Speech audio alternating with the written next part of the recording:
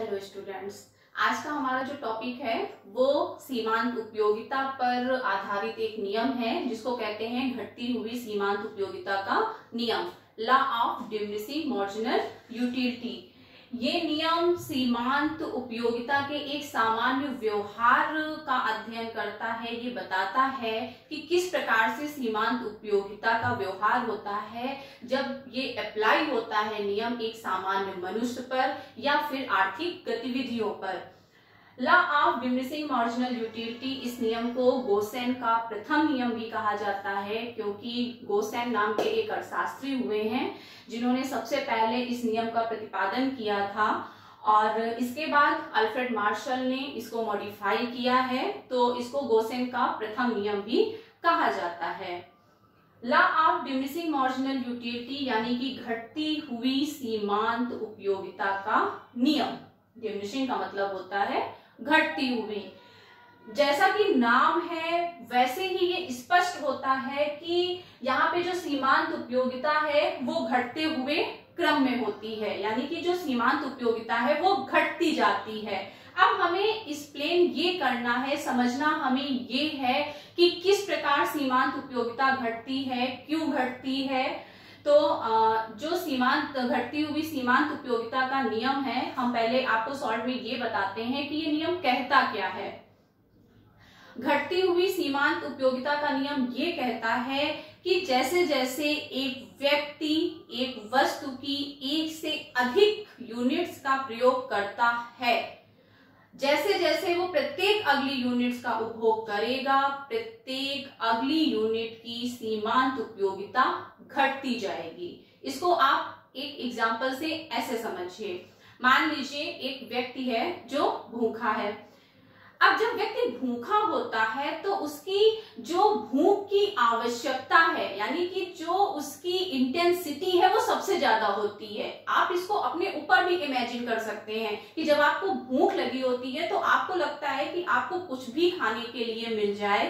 तो अगर ऐसे स्थिति में जो इंटेंसिटी ऑफ नीड्स होती है वो सबसे हाई लेवल पे होती है, तीव्रता बहुत ज्यादा है। क्यों? क्योंकि आपको बहुत तेज भूख लगी हुई है।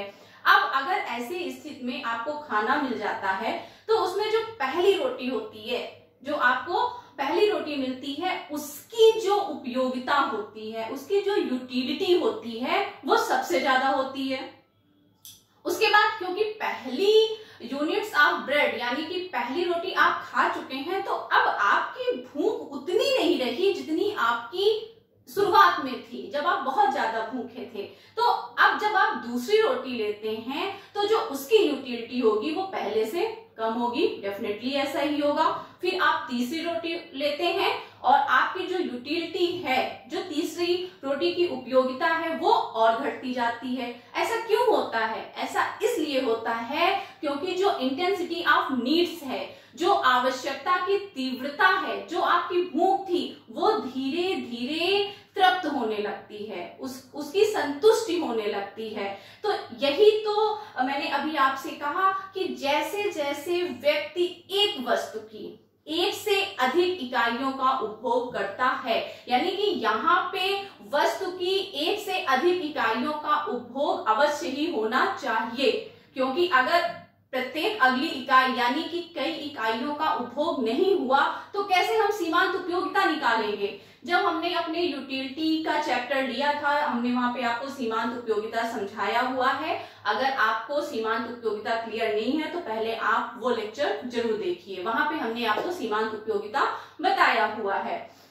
तो अगर व्यक्ति एक वस्तु की एक से अधिक इकाइयां नहीं लेगा तो ना तो सीमांत उपयोगिता निकलेगी और ना ही वो घटते हुए क्रम में होगी। तो ये सिद्धांत यही कहता है कि जैसे जैसे व्यक्ति एक वस्तु की एक से अधिक इकाइयों का प्रयोग करता है, प्रत्येक अगली इकाई की सीमांत उपयोगिता घटती जाती है। आप हमेशा ये एग्जाम्पल जो अभी मैंने आपको भूख और रोटी वाला जो आपको मैंने एग्जाम्पल दिया है, आप हमेशा इसको अपने दिमाग में रखिए और आपको हमेशा ये थ्योरी क्लियर रहेगी कि जैसे जैसे आप एक से अधिक इकाइयों का उपभोग करेंगे, यानी कि जब आपको भूख लगी है, आपने पहली रोटी ली, फिर आपने दूसरी रोटी ली, फिर आपने तीसरी रोटी ली, तो जैसे जैसे आप प्रत्येक अगली रोटी लेते हैं उसकी जो उपयोगिता होती है, उसकी जो यूटिलिटी होती है वो घटती जाती है। और फिर उपभोग के इस क्रम में एक वो भी समय आता है जब आप कहते हैं कि अब आपको बिल्कुल भी रोटी नहीं लेनी है, यानी कि जो लास्ट यूनिट होगी वहां पे आपका जो सेटिस्फैक्शन होगा वो मैक्सिमम होगा। अगर उसके बाद भी कोई व्यक्ति रोटी खाना जारी रखता है तो फिर उसको या तो अपच हो जाएगा या तो उसका पेट खराब हो जाएगा, और वहीं पे हम बोलते हैं कि मार्जिनल यूटिलिटी निगेटिव हो गई है। अभी जब हम आपको डायग्राम बताएंगे, आपको शेड्यूल बताएंगे, तो आपको और ज्यादा ये थ्योरी क्लियर हो जाएगी। अल्फ्रेड मार्शल, जिन्होंने गोसेन की थ्योरी को मॉडिफाई किया है, आगे बढ़ाया है, उन्होंने अपनी डिफिनीशन में कहा है the additional benefit which a person derives from A given increase of stock of a thing diminishes with every increase in the stock that he already has. Hindi में मैं आपको बता देती हूँ, ये कह रहे हैं कि एक व्यक्ति के पास अगर किसी वस्तु का स्टॉक है तो उस स्टॉक में जैसे जैसे प्रत्येक अगली इकाई शामिल की जाती है उसकी उपयोगिता घटती जाती है। और ये बिल्कुल एक सामान्य व्यवहार पे आधारित नियम है। अगर किसी व्यक्ति के पास कोई वस्तु नहीं है, मान लीजिए एक व्यक्ति है और उसके पास केवल एक जोड़ी कपड़े हैं, ठीक है, अब वो चाहता है कि उसके पास और कपड़े हों। मान लीजिए उसने दूसरा जोड़ी कपड़ा ले लिया, ठीक है। अब जब वो दूसरे जोड़ी कपड़े लेगा तो उसके लिए उसके प्रति जो पैशन होगा, जो उसका उस कपड़े की जो यूटिलिटी होगी वो बहुत होगी। क्यों? क्योंकि उसके पास अभी कपड़े का कोई स्टॉक नहीं है। एक था, अब दो हो गए, फिर तीसरा लेगा, यानी कि स्टॉक अब बढ़ेगा। तो जैसे तीसरा, चौथा, पांचवा, छठवां, जैसे जैसे उसकी वार्डरोब में कपड़े बढ़ते जाएंगे, प्रत्येक अगले कपड़े की जो यूटिलिटी होगी वो घटती जाएगी। और ये बिल्कुल एक सामान्य नियम है। हमारे पास जैसे जैसे किसी एक वस्तु का स्टॉक बढ़ता जाता है, प्रत्येक अगली यूनिट की यूटिलिटी जो होती है, यानी कि जो हमारे लिए उसकी उपयोगिता है, वो घटती जाती है। क्यों? क्योंकि उस वस्तु की जो आवश्यकता है उसकी इंटेंसिटी घटती जाती है। इसलिए जो सीमांत उपयोगिता है प्रत्येक अगली इकाई की, वो घटते हुए क्रम में होती है। तो आई थिंक कि आपको इतनी बात, यानी कि क्या सिद्धांत कहता है, सिद्धांत का मूल जो कथन है, आई थिंक आपको वो समझ में आ गया होगा। अब हमें ये समझना होगा कि ये कथन किन दो तथ्यों पे आधारित है, यानी कि जो ये सिद्धांत है वो किस पे बेस है। तो ये सिद्धांत दो तथ्य हैं जिन पे ये बेस है। हमने जब आपको पढ़ाया था choice as an economic problem, तो वहां हमने आपको ये बताया था कि व्यक्ति की बहुत सारी आवश्यकताएं होती हैं, वो सबको पूरा नहीं कर सकता है, लेकिन वो उन विभिन्न आवश्यकताओं में जिस आवश्यकता को पूरा करने का डिसीजन लेता है, वो उस आवश्यकता को पूर्ण रूप से संतुष्ट कर सकता है। ठीक है, जैसे मान लीजिए कि एक व्यक्ति को खाना भी खाना है, एक व्यक्ति ये भी सोच रहा है, वो व्यक्ति सेम टाइम ये भी सोच रहा है कि वो कुछ कपड़े खरीद ले, या फिर वो कुछ शूज खरीद ले, या फिर एनीथिंग, लेकिन वो अगर ये डिसाइड करता है कि उसे खाना खाना है, अब वो डिसाइड भी वही नीड्स करता है जिसकी इंटेंसिटी सबसे ज्यादा होती है।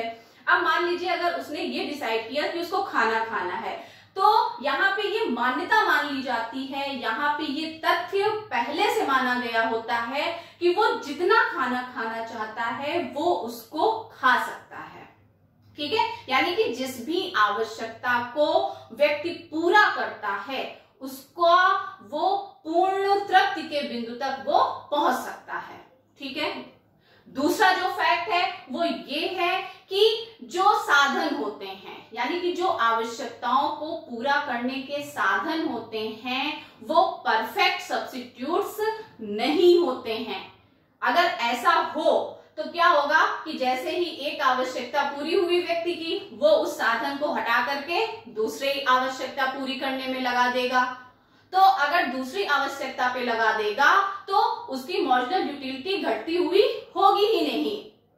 इसीलिए जब हम मार्जिनल यूटिलिटी ऑफ मनी की बात करते हैं, मुद्रा की सीमांत उपयोगिता की बात करते हैं, तो इसीलिए मान लिया जाता है कि जो मुद्रा है उसकी सीमांत उपयोगिता स्थिर होती है। और ऐसा मार्शल ने भी माना है कि जो मुद्रा है उसकी सीमांत उपयोगिता स्थिर होती है। तो जो law of diminishing marginal utility है उसका जो मूल कथन है वो बस इतना ही है कि जैसे जैसे व्यक्ति एक वस्तु की एक से अधिक इकाइयों का उपभोग करता है, सीमांत उपयोगिता घटती जाती है। अब हम आपको पहले बताते हैं, इसको शेड्यूल के माध्यम से समझाते हैं और इसके बाद हम डायग्राम की बात करेंगे।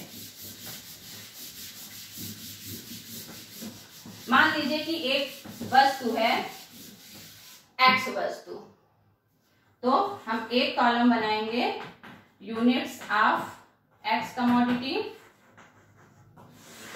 दूसरा कॉलम हम बनाएंगे marginal utility of x commodity, सीमांत उपयोगिता या फिर मार्जिनल यूटिलिटी, फुल फॉर्म लिखने की कोई नीड नहीं है। उसके बाद हम मान लेते हैं टीयू ऑफ एक्स कमोडिटी, यानी कि total utility of x commodity. अब हम मान लेते हैं कि जो हम यूनिट्स ले रहे हैं वो 8 हैं, 1 2 3 4 5 6 7 8, यानी कि व्यक्ति एक्स वस्तु की 8 यूनिट्स का प्रयोग करेगा। अब क्योंकि सीमांत उपयोगिता घटते हुए क्रम में है तो हमने सबसे पहले स्टार्ट किया है, मान लीजिए पहली यूनिट से उसको 10 के बराबर मिलती है, दूसरी से 9, तीसरी से 7, चौथी से 4, पांचवी से 1, छठवीं से 0, और इसके बाद भी अगर एक्स वस्तु का उपभोग जारी रहता है तो मार्जिनल यूटिलिटी निगेटिव हो जाएगी। हम मान लेते हैं -1 -2। टोटल यूटिलिटी कैसे निकालेंगे? मार्जिनल यूटिलिटी को हम ऐड करते जाएंगे, टोटल यूटिलिटी हमारी निकल जाएगी। तो पहली यूनिट से 10, दूसरी से 10 9 19, फिर 7 26, फिर 4 30, फिर 31, फिर 0 यानी कि 31, फिर -1 यानी कि 30 और -2 यानी कि 28। ठीक है। अब ये जो छठवीं यूनिट है ये सबसे इंपॉर्टेंट यूनिट हुई। ठीक है, ये सबसे इंपॉर्टेंट क्यों है? देखिए, जब छठवीं यूनिट का उपभोग हो रहा है तो सीमांत उपयोगिता 0 है और इसी को बोलते हैं full satisfaction point. Full satisfaction point of full satisfaction आप ये भी लिख सकते हैं। और जो टोटल यूटिलिटी है वो मैक्सिमम है, मैक्सिमम। कई बार ये क्वेश्चन ऐसे भी पूछा जाता है कि सिद्ध कीजिए जब सीमांत उपयोगिता 0 होती है तो कुल उपयोगिता अधिकतम होती है। अब आप देखिए इसको, सीमांत उपयोगिता घटते हुए क्रम में है और कुल उपयोगिता बढ़ती जाएगी। ठीक है, ये तो एक सिंपल चीज हो गई। इसके अंदर की बात समझिए। अब 10 और 9 के बीच में गैप है 1 के बराबर, 9 और 7 के बीच में गैप है 2 के बराबर, 7 और 4 के बीच में गैप है 3 के बराबर, 4 और 1 के बीच में भी 3 के बराबर, फिर 0 है और फिर माइनस में है। अब आप यहां देखिए, 10 और 19 के बीच में 9 के बराबर, 19 और 26 के बीच में 7 के बराबर, 26 और 30 के बीच में 4 के बराबर, 30 और 31 के बीच में 1 के बराबर। देखिए यही डिजिट आएंगे क्योंकि यही तो हमने यहाँ पे ऐड किया था। समझने वाली बात क्या है, हम ये जरूर कहते हैं कि सीमांत उपयोगिता घटती है, लेकिन सीमांत उपयोगिता बढ़ते हुए क्रम में घटती है। सीमांत उपयोगिता जब घटती है तो वो बढ़ते हुए क्रम में घटती है, जबकि कुल उपयोगिता जब बढ़ती है तो ये देखिए वो घटते हुए क्रम में बढ़ रही है। यही बात समझने वाली है इस सिद्धांत में कि सीमांत उपयोगिता इस बिंदु से पहले यानी कि 5वीं यूनिट तक सीमांत उपयोगिता घट रही है, लेकिन कुल उपयोगिता बढ़ रही है। जब सीमांत उपयोगिता घट रही है तो उसका क्रम बढ़ता हुआ है, लेकिन जब कुल उपयोगिता बढ़ रही है तो उसका क्रम घटता हुआ है। यही संबंध है एमयू और टीयू के बीच में। ठीक है, जब आप ये अपने नोट्स बनाएंगे तो आप लिखेंगे relationship between MU and TU, तो वहां पे आपको यही पॉइंट लिखने हैं। अगला रिलेशन क्या है, 6वें बिंदु पे जब सीमांत उपयोगिता 0 है तो कुल उपयोगिता अधिकतम है। ठीक, इसके बाद 7वीं और 8वीं यूनिट में जब सीमांत उपयोगिता निगेटिव है, ठीक है, ऋणात्मक है जिसको बोलते हैं, तो कुल उपयोगिता घट रही है, लेकिन वो ऋणात्मक नहीं है। निगेटिव होना और ऋणात्मक होना अलग अलग है। ठीक है, ये घटती हुई है। तो आप इसको ऐसे भी लिख सकते हैं कि यहां से यहां तक जो सीमांत उपयोगिता है वो धनात्मक है, फिर सीमांत उपयोगिता 0 है और फिर सीमांत उपयोगिता निगेटिव है। इसी तरीके से जो टीयू है वो पहले घटती हुई है, फिर मैक्सिमम है और उसके बाद वो ये घटती हुई सीमांत उपयोगिता है।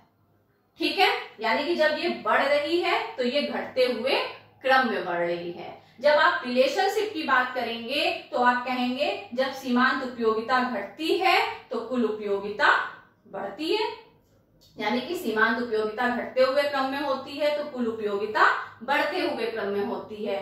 जब सीमांत उपयोगिता 0 होती है कुल उपयोगिता अधिकतम होती है।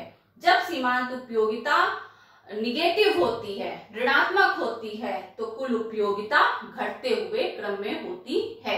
यही 3 पॉइंट हैं जो आपको इस थ्योरी में एक्सप्लेन करने हैं। अब इसके बाद हम बात करते हैं हम इसी डेटा को डायग्राम में कैसे लाएंगे। तो इसको डायग्राम में हम ऐसे लाएंगे, बिल्कुल यही डेटा हम रखेंगे। देखिए, डायग्रामेटिक रिप्रेजेंटेशन के लिए ये है आपका एक्स अक्ष और ये है हमारा वाई अक्ष। हमने 8 यूनिट्स ली थी, तो यहां पे हम दिखाएंगे units of x commodity. X commodity यहां पे 1 2 3 4 5 6 7 8। ठीक है, और यहां पे हम गैप दिखाएंगे 5 10, क्योंकि हमारी जो मैक्सिमम डिजिट है वो 31 तक थी। 15 20 25 30 35।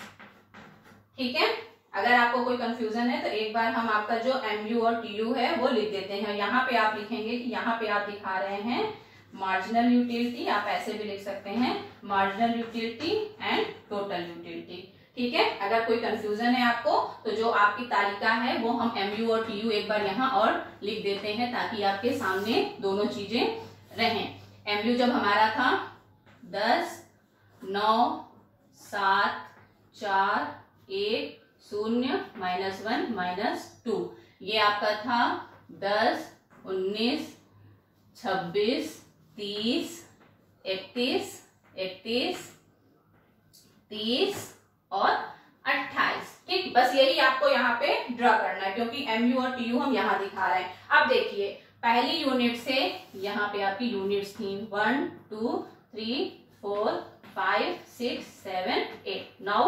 आपकी पूरी तालिका यहाँ पे आ गई है। पहले से मार्जिनल यूटिलिटी है 10 के बराबर, तो सबसे पहले हम मार्जिनल यूटिलिटी का कर्व खींच रहे हैं। तो पहली यूनिट्स पे ये पहली यूनिट्स है और ये 10 है, यहाँ पे आप बिंदु रख लीजिए। दूसरी से 9 के बराबर, तो 10 के नीचे कहीं पे 9 होगा, तो दूसरी पे आइए और थोड़ा सा इस बिंदु के नीचे कर दीजिए। फिर 7 के बराबर, तो तीसरी पे आइए और अंदाज से 7 पे हमने बिंदु रख दिया। फिर 4 पे यानी कि 5 के थोड़ा सा नीचे यानी कि यहाँ कोई बिंदु होगा।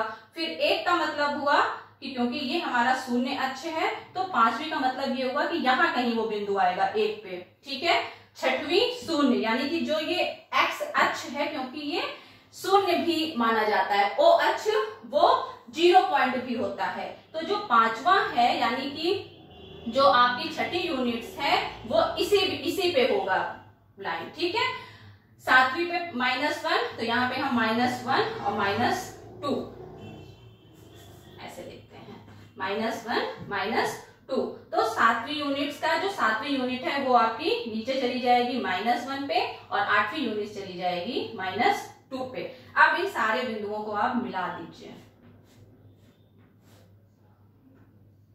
यही है आपका MU वक्र, सीमांत उपयोगिता घटते हुए क्रम में, ठीक है। अब ऐसे ही हम TU निकाल लेंगे। तो TU पहली यूनिट से 10 यानी कि यही बिंदु होगा, दूसरा 19 यानी कि दूसरे पे आइए इस बिंदु के ऊपर यानी कि 19 यहाँ कहीं होगा, फिर तीसरे पे 26 यानी कि 25 के ऊपर 26, तो थोड़ा सा यहाँ पे मान लीजिए, फिर 30 तो पूरा पूरा आपका यहाँ पे आ जाएगा, फिर 31 यानी कि पांचवी यूनिट से 31 के बराबर, तो 30 के थोड़ा सा ऊपर, फिर छठवीं यूनिट से मैक्सिमम 30 के बराबर, सॉरी 31 के बराबर, आफ्टर दैट 30 के बराबर, तो ये घट जाएगा सातवीं यूनिट में, और आठवीं यूनिट में 28 के बराबर, इससे और थोड़ा सा नीचे ये बिंदु होगा। अब आप इनको मिला दीजिए,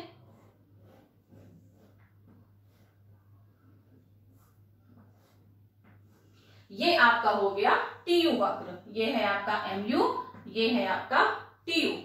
यही है घटती हुई सीमांत उपयोगिता का नियम। अब क्योंकि कई बार ये क्वेश्चन ऐसे पूछा जाता है कि जब सीमांत उपयोगिता 0 होती है तो कुल उपयोगिता अधिकतम होती है, तो इसको आप यहां से देख सकते हैं। छठवीं यूनिट पे जब सीमांत उपयोगिता 0 है तो कुल उपयोगिता 31 है, ये यहाँ पे 0 है, ये डॉट डॉट लाइन के द्वारा आप दिखा सकते हैं कि जब सीमांत उपयोगिता 0 है तो कुल उपयोगिता अधिकतम है। आप इसको यहाँ भी TU और MU लिख लीजिए, ठीक है। जब सीमांत उपयोगिता 0, इसको बोलते हैं पॉइंट ऑफ फुल सेटिस्फैक्शन, यानी कि पूर्ण तृप्ति का बिंदु, पॉइंट ऑफ फुल सेटिस्फैक्शन, पूर्ण तृप्ति का बिंदु।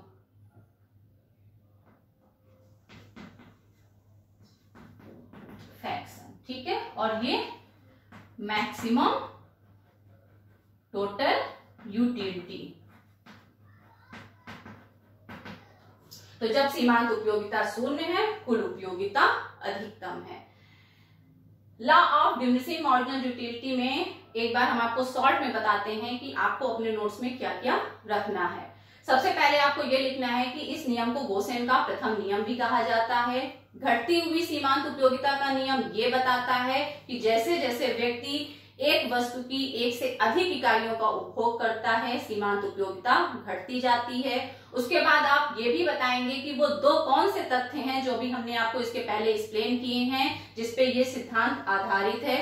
उसके बाद आप शेड्यूल बनाएंगे जो मैंने इसके पहले डिटेल बताई थी। उसके बाद आप ये भी लिखेंगे कि सीमांत उपयोगिता और कुल उपयोगिता में क्या संबंध होता है, कि जब सीमांत उपयोगिता घटती है तो कुल उपयोगिता बढ़ती है, जब सीमांत उपयोगिता 0 होती है कुल उपयोगिता अधिकतम होती है, जब सीमांत उपयोगिता ऋणात्मक होती है तब कुल उपयोगिता घटते हुए क्रम में होती है। यही 3 संबंध है और यही इस थ्योरी के मेन हाइलाइट्स हैं। ये तीनों आप मिस नहीं कर सकते हैं। उसके बाद आप शेड्यूल बनाएंगे, ठीक है। आफ्टर दैट आप डायग्राम बनाएंगे। आई होप कि आपको law of diminishing marginal utility समझ में आ गया होगा। Thank you very much.